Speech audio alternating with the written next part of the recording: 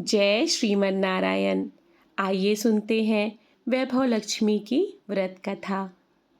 प्राचीन काल में एक बड़ा शहर था। इस शहर में लाखों लोग रहते थे।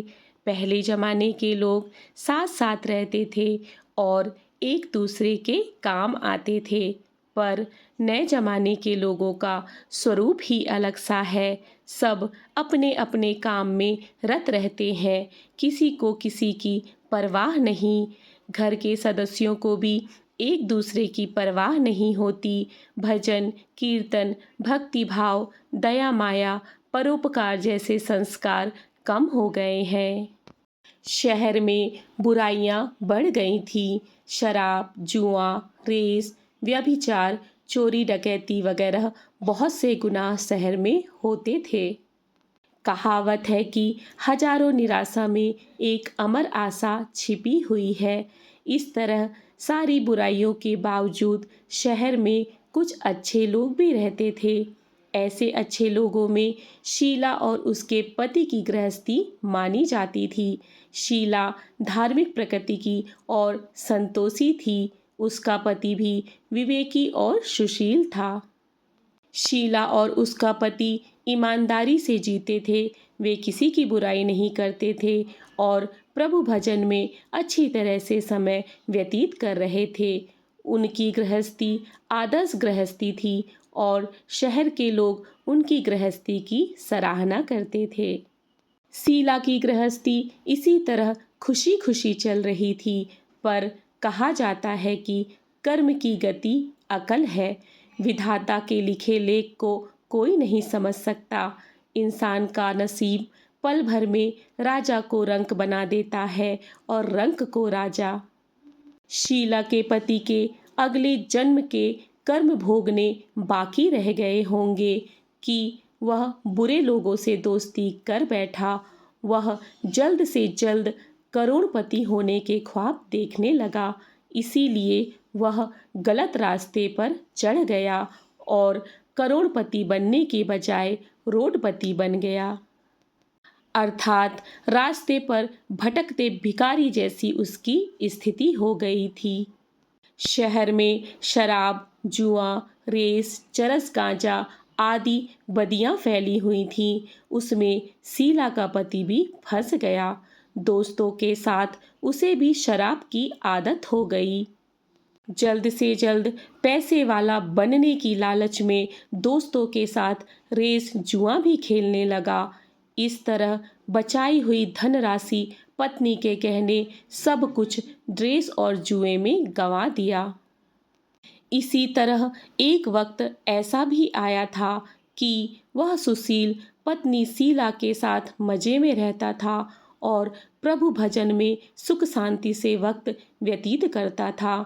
उसके बजाय घर में दरिद्रता और भूखमरी फैल गई। सुख से खाने की बजाय 2 वक्त के भोजन के लाले पड़ गए और शीला को पति की गालियां खाने का वक्त आ गया था। शीला सुशील और संस्कारी स्त्री थी। उसको पति के वर्ताव से बहुत दुख हुआ, किंतु वह भगवान पर भरोसा करके बड़ा दिल रखकर दुख सहने लगी। कहा जाता है कि सुख के पीछे दुख और दुख के पीछे सुख आता ही है। इसीलिए दुख के बाद सुख आएगा, ऐसी श्रद्धा के साथ शीला प्रभु भक्ति में लीन रहने लगी।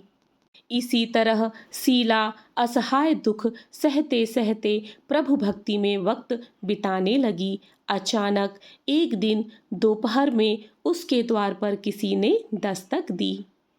शीला सोच में पड़ गई कि मुझ जैसे गरीब के घर इस वक्त कौन आया होगा। फिर भी द्वार पर आए हुए अतिथि का आदर करना चाहिए, ऐसे आर्य धर्म के संस्कार वाली शीला ने खड़े होकर द्वार खोला। देखा तो एक माजी खड़ी थी। वे बड़ी उम्र की लगती थीं, किंतु उनके चेहरे पर अलौकिक तेज निखर रहा था। उनकी आंखों में से मानो अमृत बह रहा था। उनका भव्य चेहरा करुणा और प्यार से छलकता था। उनको देखते ही शीला के मन में अपार शांति छा गई। वैसे शीला इस माजी को पहचानती ना थी।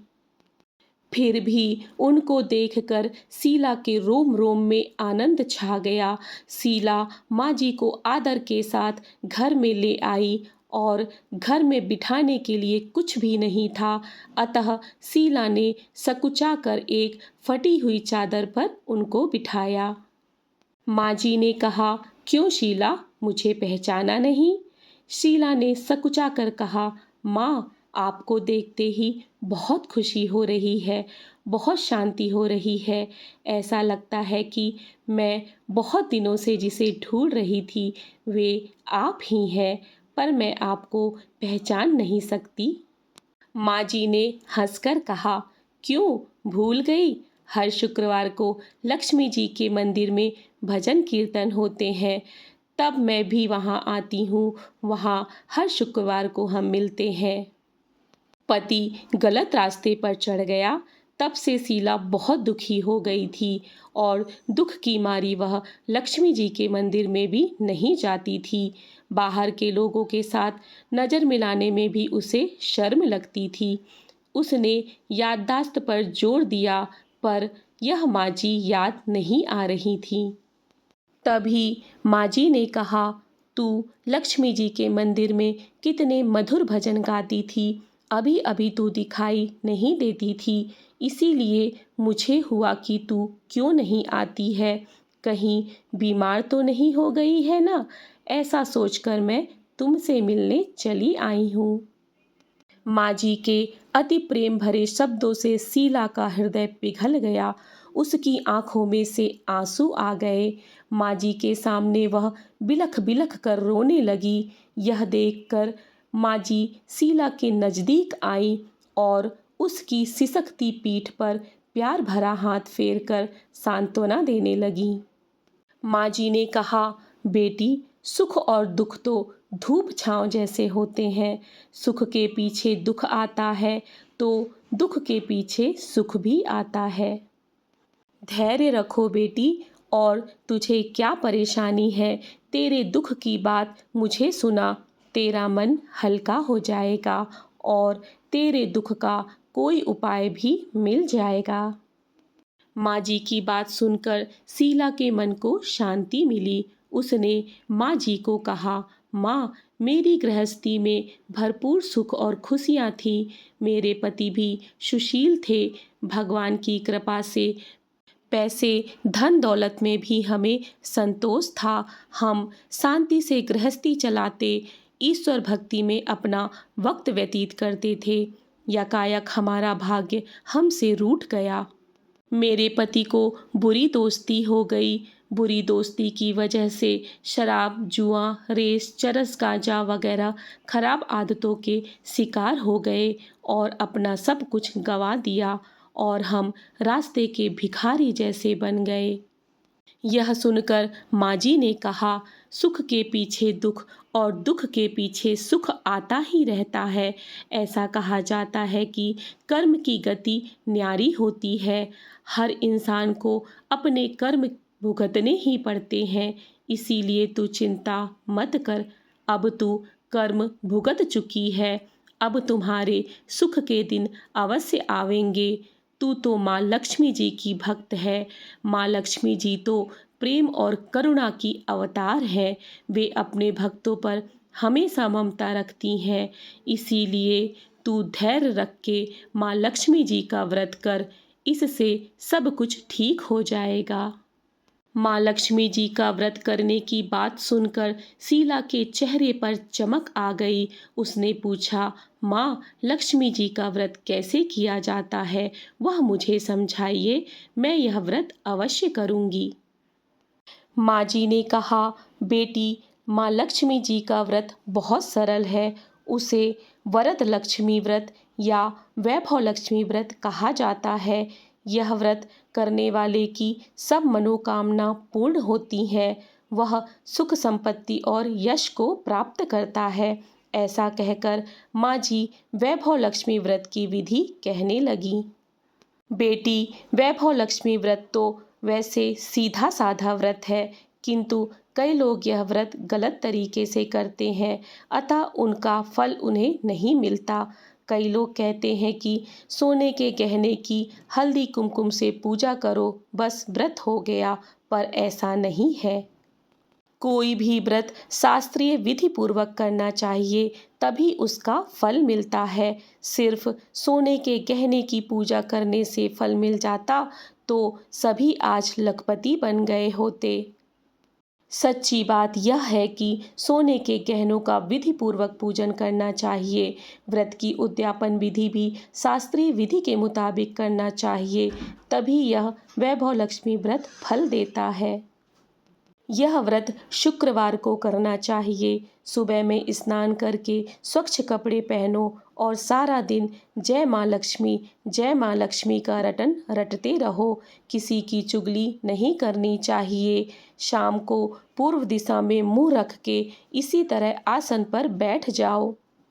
सामने पटा रखकर उस पर रुमाल रखो। रुमाल पर चावल का छोटा सा ढेर करो। उस ढेर पर पानी से भरा तांबे का कलश रखकर कलश पर एक कटोरी रखो। उस कटोरी में एक सोने का गहना रखो। सोने का ना हो तो चांदी का भी चलेगा, चांदी का ना हो तो नगद रुपया भी चलेगा। बाद में घी का दीपक जलाकर धूप सली अगरबत्ती सुलगाकर रखो। माँ लक्ष्मी जी के बहुत स्वरूप हैं और माँ लक्ष्मी जी को श्री यंत्र अति प्रिय है। अतः वैभव लक्ष्मी के पूजन विधि करते वक्त सर्वप्रथम श्री यंत्र और लक्ष्मी जी के विविध रूपों का सच्चे दिल से दर्शन करो। उसके बाद लक्ष्मी स्तवन का पाठ करो। बाद में कटोरी में रखे हुए गहने या रुपये को हल्दी कुमकुम और चावल चढ़ाकर पूजा करो और लाल रंग के फूल चढ़ाओ। शाम को कोई मीठी चीज बनाकर उसका प्रसाद रखो। ना हो सके तो शक्कर या गुड़ भी ले सकते हो। फिर आरती करके 11 बार सच्चे हृदय से जय माँ लक्ष्मी बोलो। बाद में 11 या 21 शुक्रवार तक यह व्रत करने का दृढ़ संकल्प माँ के सामने करो और आपको जो मनोकामना हो वह पूरी करने को माँ लक्ष्मी जी से विनती करो। फिर माँ लक्ष्मी का प्रसाद बांट दो और थोड़ा प्रसाद अपने लिए रखो। अगर आप में शक्ति हो तो सारा दिन उपवास रखो और सिर्फ प्रसाद खाकर शुक्रवार का व्रत करो। ना शक्ति हो तो एक बार शाम को प्रसाद ग्रहण कर सकते हो। उस समय खाना खा लो। अगर थोड़ी भी शक्ति ना हो तो 2 बार भोजन कर सकते हो। बाद में कटोरी में रखा गहना या रुपया ले लो। कलश का पानी तुलसी की क्यारी में डाल दो और चावल पक्षियों को डाल दो। इसी तरह शास्त्रीय विधि के अनुसार व्रत करने से उसका फल अवश्य मिलता है। इस व्रत के प्रभाव से सब प्रकार की विपत्ति दूर होकर आदमी माला माल हो जाता है। संतान ना हो तो संतान प्राप्ति होती है। सौभाग्यवती स्त्री का सौभाग्य अखंड रहता है। कुंवारी लड़की को मन भावन पति मिलता है। शीला यह सुनकर आनंदित हो गई। फिर पूछा, माँ, आपके वैभव लक्ष्मी व्रत की जो शास्त्रीय विधि बताई है वैसे मैं अवश्य करूँगी, किंतु इसकी उद्यापन विधि किस तरह करनी चाहिए यह भी कृपा करके सुनाइए। माँ जी ने कहा, 11 या 21 जो मन्नत मानी हो उतने शुक्रवार यह वैभव लक्ष्मी व्रत पूरी श्रद्धा और भावना से करना चाहिए। व्रत के आखिरी दिन शुक्रवार को जो शास्त्रीय विधि के अनुसार उद्यापन विधि करनी चाहिए वह मैं तुझे बताती हूँ। आखिरी शुक्रवार को खीर या नैवेद्य रखो। पूजन विधि हर शुक्रवार को करते हैं वैसी ही करनी चाहिए। पूजन विधि के बाद श्रीफल फोड़ो और कम से कम 7 कुंवारी या सौभाग्यशाली स्त्रियों को कुमकुम का तिलक करके वैभव लक्ष्मी व्रत की एक एक पुस्तक उपहार में देनी चाहिए। और सबको खीर का प्रसाद देना चाहिए। फिर धन लक्ष्मी स्वरूप, वैभव लक्ष्मी स्वरूप माँ लक्ष्मी जी की छवि को प्रणाम करें। माँ लक्ष्मी जी का यह स्वरूप वैभव देने वाला है। प्रणाम करके मन ही मन भावुकता से माँ की प्रार्थना करते वक्त कहें कि हे माँ धन लक्ष्मी, हे माँ वैभव लक्ष्मी, मैंने सच्चे हृदय से आपका वैभव लक्ष्मी व्रत पूर्ण किया है। तो हे माँ, हमारी जो मनोकामना है पूर्ण करो, हमारा सबका कल्याण करो। जिसे संतान ना हो उसे संतान देना, सौभाग्यशाली स्त्री का सौभाग्य अखंड रखना, कुंवारी लड़की को मन भावन पति देना। आपका यह चमत्कारी वैभव लक्ष्मी व्रत जो करे उसकी सब विपत्ति को दूर करना, सबको सुखी करना। हे माँ, आपकी महिमा अपरंपार है। इसी तरह माँ से प्रार्थना करके माँ लक्ष्मी जी का धन लक्ष्मी स्वरूप को भाव से वंदन करो। माँ जी के पास से वैभव लक्ष्मी व्रत की शास्त्रीय विधि सुनकर शीला भाव विभोर हो उठी। उसे लगा मानो सुख का रास्ता मिल गया। उसने आंखें बंद करके मन ही मन उसी क्षण संकल्प लिया कि हे वैभव लक्ष्मी माँ, मैं भी माँ जी के कहे के अनुसार श्रद्धापूर्वक शास्त्रीय विधि से वैभव लक्ष्मी व्रत 21 शुक्रवार तक करूंगी और व्रत की शास्त्रीय विधि के अनुसार उद्यापन विधि भी करूंगी। शीला ने संकल्प करके आंखें खोली तो सामने कोई न था। वह विस्मित हो गई कि माँ जी कहाँ गई। यह माँ जी और कोई नहीं, साक्षात लक्ष्मी जी ही थी। शीला लक्ष्मी जी की भक्त थी, इसीलिए अपने भक्त को रास्ता दिखाने के लिए माँ लक्ष्मी देवी माँ जी का स्वरूप धारण करके शीला के पास आई थीं। दूसरे दिन शुक्रवार था। सवेरे स्नान करके स्वच्छ कपड़े पहनकर शीला मन ही मन श्रद्धा से और पूरे भाव से जय माँ लक्ष्मी का मन ही मन रटन करने लगी। सारा दिन किसी की चुगली नहीं की। शाम हुई तब हाथ पांव मुंह धोकर शीला पूर्व दिशा में मुंह करके बैठ गई। घर में पहले तो सोने के बहुत से गहने थे, पर पतिदेव ने गलत रास्ते पर चलकर सब गिरवी रख दिए थे। पर शीला के नाक की चुन्नी बच गई थी, अर्थात नाक की नथ। नाक की चुन्नी निकालकर उसे धोकर शीला ने कटोरी में रख दी। सामने पाटे पर रुमाल रखकर मुट्ठी भर चावल का ढेर किया। उस पर तांबे का कलश पानी भरकर रखा। उसके ऊपर नथ वाली कटोरी रखी। फिर माँ जी ने कही थी वह शास्त्रीय विधि अनुसार वंदन स्तवन पूजा वगैरह किया और घर में थोड़ी शक्कर थी, वह प्रसाद में रखकर वैभव लक्ष्मी का व्रत किया।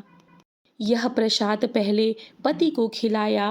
प्रसाद खाते ही पति के स्वभाव में फर्क पड़ गया। उस दिन उसने शीला को नहीं मारा, ना सताया। शीला को बहुत आनंद हुआ। उसके मन में वैभव लक्ष्मी व्रत के लिए श्रद्धा और भी बढ़ गई। शीला ने पूर्ण श्रद्धा भक्ति से 21 शुक्रवार तक वैभव लक्ष्मी व्रत किया। 21वें शुक्रवार को माँ जी के कहे के मुताबिक उद्यापन विधि करके 7 स्त्रियों को वैभव लक्ष्मी व्रत की 7 पुस्तकें उपहार में दी। फिर माता जी के धन लक्ष्मी स्वरूप की छवि को वंदन करके भाव से मन ही मन प्रार्थना करने लगी। हे माँ धन लक्ष्मी, मैंने आपका वैभव लक्ष्मी व्रत करने की मन्नत मानी थी, वह व्रत आज पूर्ण किया है। हे माँ, मेरी हर विपत्ति दूर करो, हमारा सबका कल्याण करो। जिसे संतान ना हो उसे संतान देना, सौभाग्यशाली स्त्री का सौभाग्य अखंड रखना, कुंवारी लड़की को मन भावन पति देना। जो कोई आपका यह चमत्कारी वैभव लक्ष्मी व्रत करे उसकी सब विपत्ति को दूर करना, सबको सुखी करना। हे माँ, आपकी महिमा अपार है। ऐसा बोलकर लक्ष्मी जी के धन लक्ष्मी स्वरूप की छवि को प्रणाम किया। इस तरह शास्त्रीय विधि पूर्वक शीला ने श्रद्धा से व्रत किया और तुरंत ही उसे फल मिला। उसका पति गलत रास्ते पर चला गया था, वह अच्छा आदमी हो गया और कड़ी मेहनत करके व्यवसाय करने लगा। माँ लक्ष्मी जी के वैभव लक्ष्मी व्रत के प्रभाव से उसको ज़्यादा मुनाफा होने लगा। उसने तुरंत शीला के गिरवी रखे गहने छुड़वा लिए। घर में धन की बाढ़ सी आ गई। घर में पहले जैसी सुख शांति छा गई। वैभव लक्ष्मी व्रत का प्रभाव देखकर मोहल्ले की दूसरी स्त्रियां भी शास्त्रीय विधि पूर्वक वैभव लक्ष्मी व्रत करने लगीं। हे माँ धनलक्ष्मी, आप जैसे शीला पर प्रसन्न हुई, उसी तरह आपका व्रत करने वाले सब पर प्रसन्न होना, सबको सुख शांति देना। जय धनलक्ष्मी माँ, जय वैभव लक्ष्मी माँ। इति श्री वैभव लक्ष्मी व्रत कथा। इसी तरह की व्रत कथा, पौराणिक कथा कहानियों और धार्मिक जानकारी के लिए मेरे चैनल को सब्सक्राइब करें। मिलते हैं अगली जानकारी के साथ। जय श्री कृष्णा। राधे राधे।